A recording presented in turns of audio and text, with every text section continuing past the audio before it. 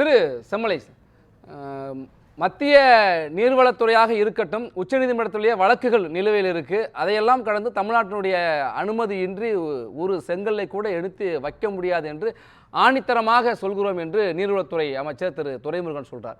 அவருடைய பேச்சிலும் சட்ட ரீதியாக இருக்கிற தமிழ்நாட்டுக்கான சாதகமான வாய்ப்புகளிலும் உங்களுக்கு நம்பிக்கை இல்லையா? இல்ல இல்ல, அதாவது வாயளவில் சொல்லி பிரயோஜனம் இல்லை. அதாவது சட்டம் படி நமக்கு உரிமை இருக்கிறது, நியாயம் இருக்கிறது, நம் பக்கம் நியாயம் நிச்சயமாக கிடைக்கும். ஆனால் இன்றைக்கு நீங்கள் கொடுத்திருக்கிற தலைப்பை பார்க்கிற போது, அதாவது காவிரி நீர் அந்த உரிமையை பெற்றுத்தந்தது யார், விட்டுக் கொடுத்தது யார் என்று அருமையான தலைப்பை சொல்லி இருக்கிறீர்கள். நான் கடந்த காலத்தை நினைவுபடுத்த விரும்புகிறேன். 1970ஆம் ஆண்டு தஞ்சை விவசாயிகளால் உச்சநீதிமன்றத்திலே ஒரு வழக்கு தாக்கல் செய்யப்பட்டது. அந்த வழக்கு என்னவென்று சொன்னால், அதாவது தீர்ப்பாணையம் அமைப்பது, அதாவது அக்ரிமெண்டை புதுப்பிக்க வேண்டும் ஒன்று, இன்னொன்று ட்ரிபுனல் அமைக்க வேண்டும்.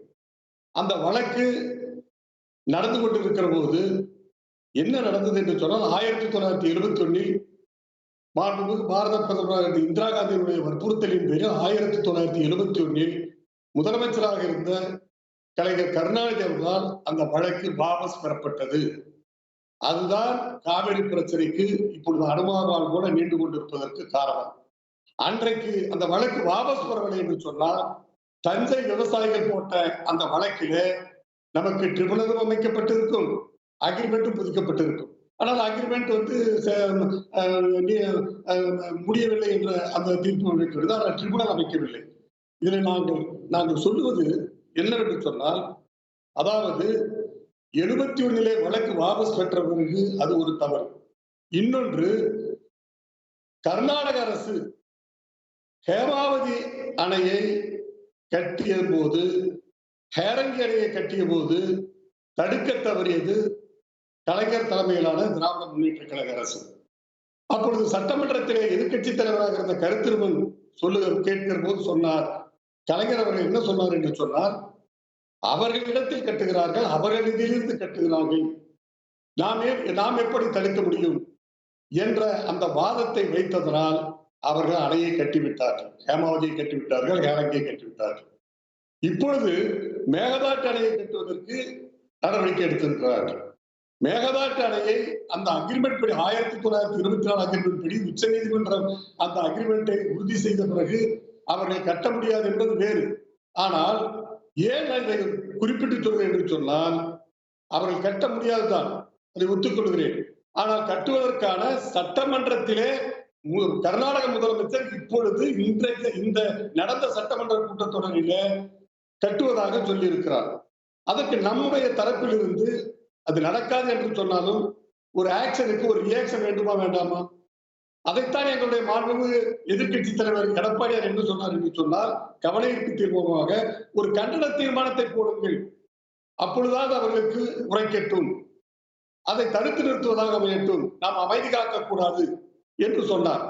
அப்படி ஒரு தனி தீர்மானமாக இப்பொழுது இன்றைக்கு ஒரு சிறப்பு தீர்மானம் கொண்டு வந்திருந்தால் கர்நாடகாவுக்கு இது பதில் சொன்ன மாதிரி இருக்கும். நான் சொல்லுவேன், அதிமுகவுடைய கிரெடிட் நாங்க ஏன் எடுத்துக்கிறோம்னா, 91 92 இன்ட்ரீம் அவார்ட் வாங்கினது எங்க காலத்துலதான்.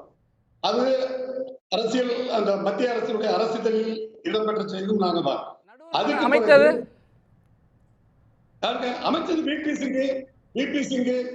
விபி சிங் ஆட்சி காலத்தில் தான் அந்த அமைக்கப்பட்டது. அதற்கு பிறகு என்ன ஆனது, 1979 89 வரை காங்கிரஸ் ஆட்சியில் இந்திரா காந்தி அமைச்சரவையிலும் ராஜீவ்காந்தி அமைச்சர்களும் திமுக இடம் பெற்றிருந்தது. ஏன் அவர்கள் எந்த நடவடிக்கையும் எடுக்கவில்லை? ஆக விபி சிங் ஆட்சியில் அமைத்தது, விபி சிங் ஆட்சி கவிழ்த்து விட்டது. தேசிய ஜனநாயக முன்னணி ஆட்சியில கோரிக்கை வைக்கிறாங்க, 90 அமைக்கிறாங்க, 91 இடைக்கால தீர்ப்பானது வருகிறது.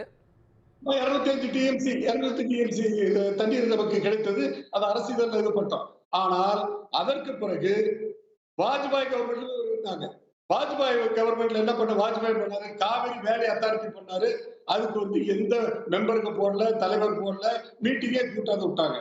ஆக 2007 நமக்கு இன்றி அவார்டு வருது, இறுதி இறுதி தீர்ப்பு தீர்ப்பு. வருது.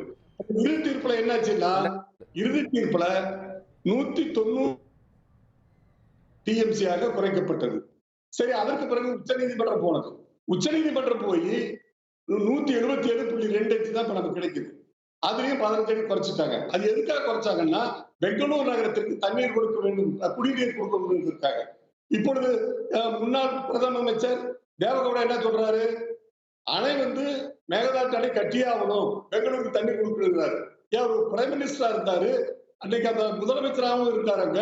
அந்த தீர்ப்புல 15 டிஎம்சி 30 ஆண்டுகளுக்கு 30 ஆண்டுகளை கணக்கிட்டு பெங்களூருக்கு தண்ணீர் கொடுத்துதான் நமக்கு அந்த 177.2 போட்டாங்க. அது தெரியாத அவருக்கு?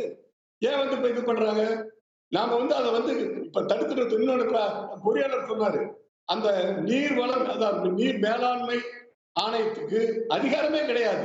அவங்களுக்கு என்ன, தண்ணி எவ்வளவு விடணும் அதை பிரிச்சு கொடுக்கணும். அவங்களையும் கேட்டு கோழியும் கேட்டு வாயா மீடி அவங்களுக்கு பிரிச்சு கொடுக்கணும். அதுதான் அவங்க வேலை. ஆனா மேகதாட்டு அணையை நீர்வள ஆணையத்துக்கு அனுப்ப வேண்டியதுக்கு இவருக்கு என்ன அதிகாரம்? அப்ப ஏன் தடுக்கல? திராவிட முன்னேற்ற கழக அரசில் இருக்கிற அதிகாரிகள் ஏன் தடுக்கல?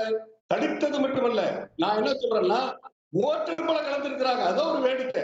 இல்ல, அதுதான் விளக்கம் கொடுத்திருக்காங்க. கருத்தை தான் சொல்லியிருக்காங்க, எதிர்ப்பை தெரிவித்திருக்கோம். ஓட்டெடுப்பு நடத்த அதிகாரப்பூர்வ ஓட்டெடுப்பு நடக்கவில்லைன்னு சொல்லியிருக்காங்க. நான் இன்னொன்னு சொல்றேன் நெறியாளரே, அதாவது எங்க எடப்பாடியார் ஆட்சி காலத்துல 3 முறை அந்த அஜெண்டா வந்தது. மேலாண்மை ஆணையத்துல அப்போஸ் பண்ணி 3 முறையும் அதை நம்ம நீக்கிட்டோம். அஜெண்டாவில தான் எடுத்துட்டோம். அதை ஏன் எடுக்க தவறுறாங்க? இப்ப இப்ப இப்ப இது பண்ணிட்டு இப்ப ஒரு கண்டன தீர்மானம், எதிர்கட்சியர் என்ன கேட்கிறாரு? சுப்ரீம் கோர்ட் போயிருக்கலாம்ங்கிறாரு. சுப்ரீம் கோர்ட் போயிட்டு நான் ஒரே ஒரு உதாரணம் சொல்றேன். முதல் இடைக்கால தீர்ப்பு போது பங்காரப்பா இருக்கும்போது கர்நாடக சட்டமன்றத்துல தீர்மானம் கொண்டாந்தாங்க எதிர்த்து. அந்த தீர்மானம் மறுபடியும் உச்ச நீதிமன்றம் போய் உச்ச நீதிமன்றம் செக்ஷன் பாஸ் பண்ணாங்க கர்நாடக அரசு மேல. அந்த மாதிரி ஏன் இப்ப உச்ச நீதிமன்றம் தானே போக சொல்றோம். இப்ப பொறியாளரே சொல்லிட்டாரு, அனுபவிக்க அந்த பொறியாளரே சொல்லிட்டாரு, உச்ச நீதிமன்றம் போனா நமக்கு நியாயம் கிடைக்கும். ஏன் போகல? உச்ச நீதிமன்றம் ஏன் போகல? ஏற்கனவே வழக்குகள் நிலுவையில் இருக்க, ஏற்கனவே நம்ம வழக்கு போயிருக்கோமே 2018 இருந்து. இல்லங்க, நான் சொல்றேன், முதலமைச்சர் ஸ்டாலின் இதுவரைக்கும் வாய் திறந்திருக்காரா? கூட்டணியில தான் இருக்காங்க, ஐஎன்டிஏல தான் இருக்காங்க. அந்த கூட்டத்துல ஏன் கூட்டத்துக்கு அந்த பர்பஸ்க்காக கூட்டல சமாளிச்சாரு.